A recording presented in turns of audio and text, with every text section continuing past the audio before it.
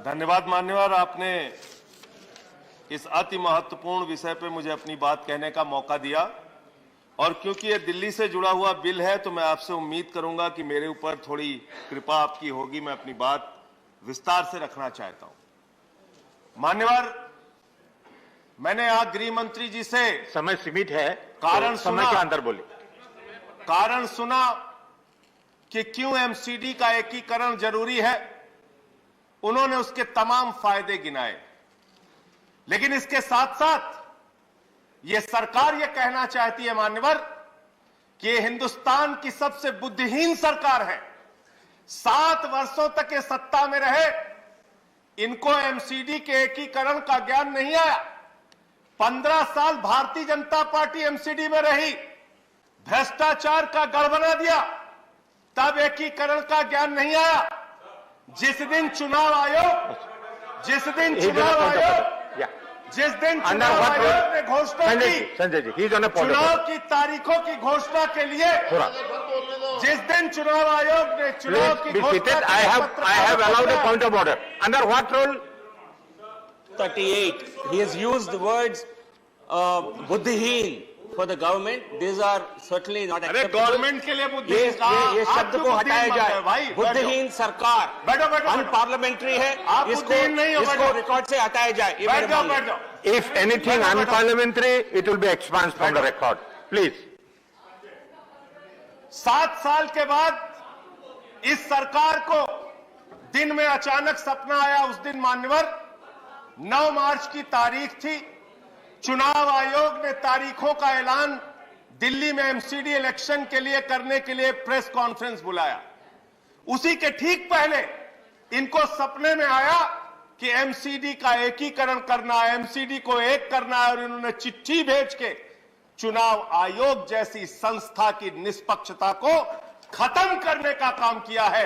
भारत के इतिहास में पहली बार हुआ कि किसी सरकार ने चुनाव की तारीखों के ऐलान से रोका है। मानव, ये बिल एमसीडी के एकीकरण का बिल नहीं है मान्यवर, ये बिल केजरीवाल फोबिया बिल है। अरविंद केजरीवाल से आपको डर लगता है, आपकी हिम्मत नहीं है चुनाव लड़ने की। 56 इंच का सीना लेके प्रधानमंत्री जी चुनाव छोड़ के भाग गए। केजरीवाल को रोकने के लिए कह रहे हमें एमसीडी चलानी है, एमसीडी चलानी है। संजय सिंह, मैं अरे क्या क्या बोला गया सर? नहीं don't go in the sir, क्या क्या बोला गया? Don't make personal comment. क्या क्या बोला? Don't make personal. मैं आ रहा हूं, मुद्दे पे आ रहा हूं सर। मान्यवर, ये केजरीवाल फोबिया बिल है। केजरीवाल से इनको डर लगता है। रात के सपने में इनको केजरीवाल आते हैं। चुनाव हारने की गाथा बता रहे थे। गृह मंत्री जी बहुत ध्यान से सुनिएगा, और मैं ऐसा मानता हूं कि वो लोग राजनीति में कायर होते हैं जिनके अंदर सच सुनने का साहस नहीं होता। आपने बहुत अच्छा किया बताया, उत्तर प्रदेश में हमारी जमानतें जब्त हुई।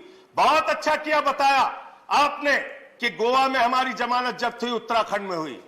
मैं सोच रहा था 51 से निकालूंगा तो आप ज्यादा शर्मिंदा हो जाएंगे, लेकिन मैंने कहा बात से ही शुरू करते हैं। शुरू कर रहे हो सर। ये 80 में चुनाव में लड़े, तमिलनाडु में 0 सीट आई। 84 में लड़े, 0 सीट आई। 89 में लड़े, 0 सीट आई। 91 में लड़े, 0 सीट आई। 96 में लड़े, 1 सीट आई। 2001 में लड़े, 4 सीट आई। 2006 में लड़े, 0 आई। फिर 2011 में लड़े, 0 आई। 2016 में लड़े, 0 आई। 41 साल, 42 साल to do with the bill. आप बिल पे कितना बोला इन लोगों ने? यहां पे जमानत जब्त की कहानी सुना के बंद करूंगा। साहस रखिए, साहस रखिए। केरल में 82 में 0, 87 में 0, 91 में 0, 96 में 0, 2001 में 0, 2006 में 0, 2011 में 0, 2016 में 0। आपका टाइम खत्म हो चुका है। आपका टाइम इतना ही है और आपका टाइम खत्म हो चुका है। ये गलत, फिर भी आप बोले रहे हैं, गलत तरीका है। और एक ही बात को रिपीट दिल्ली का बिल है, दिल्ली के बिल पे रिपीट ना करे, दिल्ली का बिल ना करे, बिल पे बोले। यहां ये बताया गया कितने सीटों पे जमानतें जब्त हुई। सर उत्तर प्रदेश सुन लीजिए। सर उत्तर प्रदेश सुन लीजिए। 2012 में 10 साल पहले तो ये बिल लोग है चुनाव लड़े nothing to do with 398 Uttar Pradesh. Seat पे, ये बिल दिल्ली के लिए आप दिल्ली का बोलिए। गृह मंत्री जी, हिंदुस्तान ही नहीं पूरी दुनिया में आपकी पार्टी का जमानत जब्त कराने का वर्ल्ड रिकॉर्ड है, वर्ल्ड रिकॉर्ड। इतिहास पलटिए और जानिए। और मैं आपको बताता हूं, परम प्रतापी प्रधानमंत्री आदरणीय नरेंद्र मोदी जी पंजाब गए सर प्रचार करने, 73 सीटों पे लड़े ये लोग, 54 सीटों पे वहां इनकी जमानत जब्त हुई। अब एमसीडी बिल पे आता हूं सर। आप खत्म इन्होंने कहा कंक्लूड कीजिए। सौतेली मां, ये गृह मंत्री का शब्द है सर, गृह मंत्री के शब्दों का जवाब नहीं दूंगा सर। सौतेली मां उन्होंने कहा, सौतेली मां कीजिए, आप वाइंड अप कीजिए। आप कौन है? आप दूसरे बात बोले जा रहे हैं। सौतेली मां कौन है? सुनो जरा ध्यान से। 2014-15 में दिल्ली को मिला 325 करोड़, 2015-16 में 325 करोड़, 2016-17 में 325 करोड़, 2017-18 में 325 करोड़, 2018-19 में 325 करोड़, 2019-20 में 325 करोड़। सर, जब से आम आदमी पार्टी की सरकार बनी है, लाखों करोड़ रुपए का टैक्स दिल्ली की जनता देती है, मात्र 325 करोड़ रुपए आप हर साल देते हैं। और हमने एमसीडी को कितना दिया? माननीय गृह मंत्री जी जरा 2 मिनट ध्यान से सुनिएगा।